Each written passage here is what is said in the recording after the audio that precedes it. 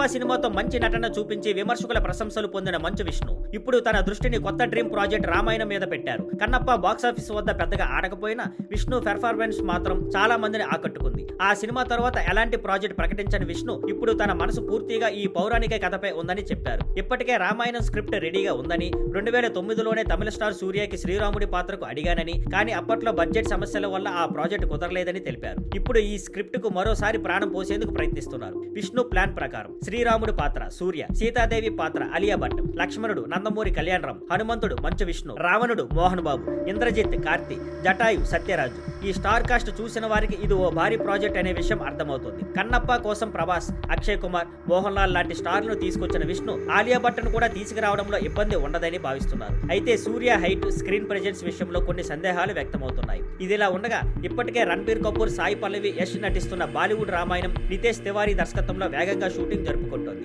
వచ్చే ఏడాది దీపావళికి ఫస్ట్ పార్ట్ విడుదల కానుంది. ఇలాంటి టైంలో మంచు విష్ణు కూడా తన రామాయణం మొదలు పెడతాడా అన్నది ఇప్పుడు అందరిలో ఆసక్తి కలిగిస్తోంది. తనకు ఎంతో ఇష్టమైన ఈ కథను తన డ్రీమ్ ప్రాజెక్ట్ గా తీసుకొని తను హనుమంతుడిగా, తన తండ్రి మోహన్ బాబును రావణుడిగా చూపించాలనుకుంటున్నారు. అన్ని ప్లాన్ ప్రకారం జరిగితే మన ముందుకు మరో వినూత్న రామాయణం రాబోతుందని చెప్పవచ్చు. Thank you for watching. Please like, share and subscribe.